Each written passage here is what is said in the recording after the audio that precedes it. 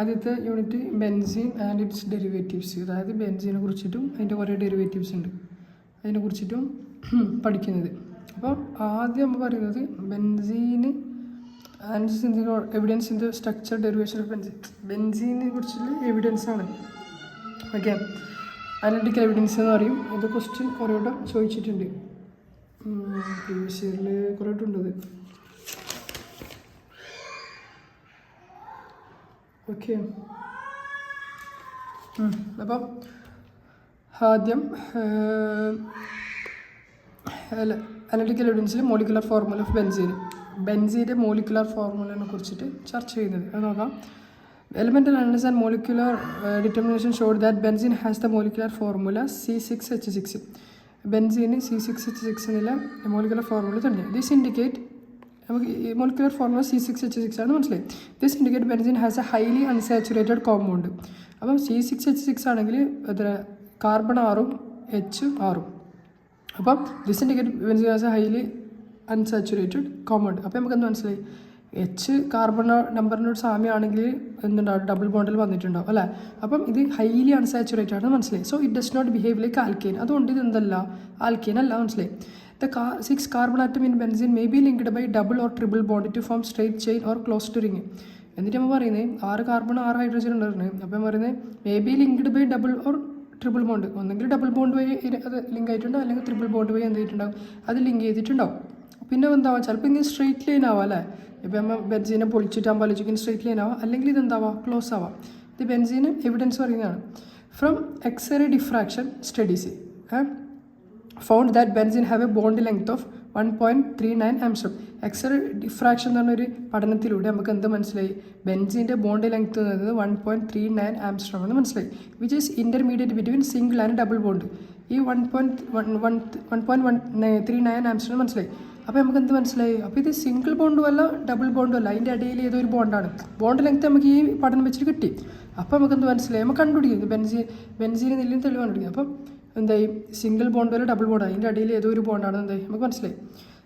ഇനി synthetic evidence. First നമ്മൾ analytical എവിഡൻസിലാവുന്നത്. അത് രണ്ടാമത്തെ നമ്മൾ സിന്തറ്റിക് എവിഡൻസ് വഴി പറയുന്നത് ബെൻസീൻ ഹാസ് എ അൺസാച്ചുറേഷൻ. നമുക്കറിയാം ബെൻസീൻ എന്തുണ്ട്?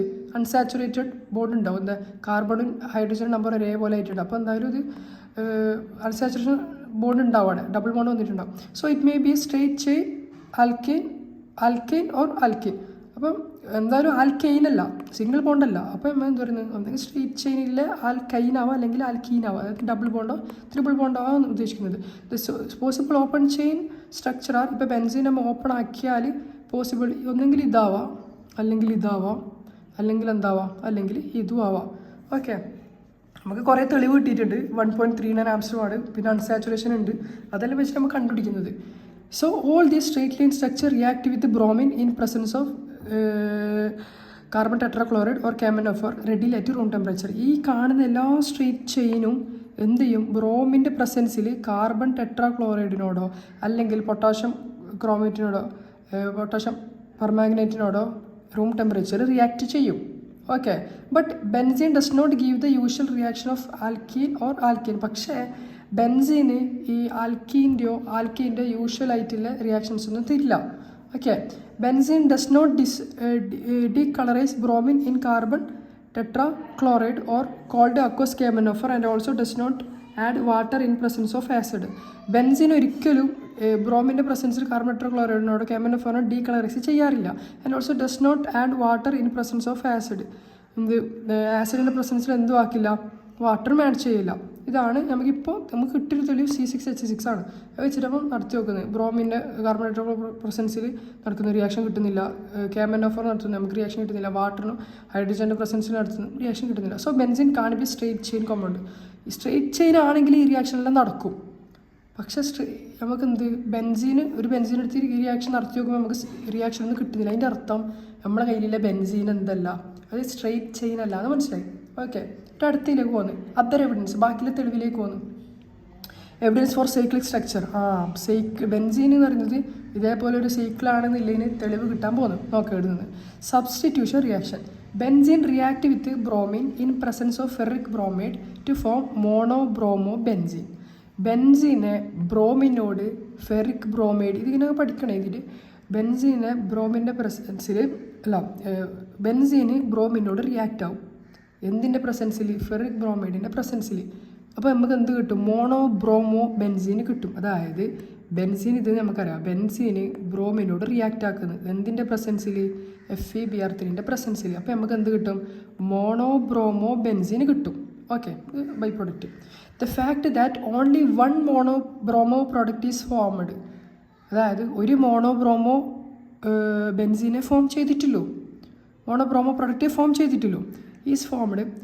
So no isomeric product is formed. ഒരു ഐസോമറിക് പ്രൊഡക്റ്റും വേറെ ഫോം ചെയ്തിട്ടില്ല. ഒറ്റൊരു മോണോബ്രോമോ ഇത് ഫോം ചെയ്തിട്ടില്ല. No isomeric product is formed. Indicate that all the hydrogen bond atom in the benzene are identical. നമ്മൾ ഇങ്ങനെ നടത്തിയിട്ടാകുമ്പോൾ മോണോബ്രോമോ പ്രൊഡക്റ്റ് കിട്ടിയിട്ട് ഒരു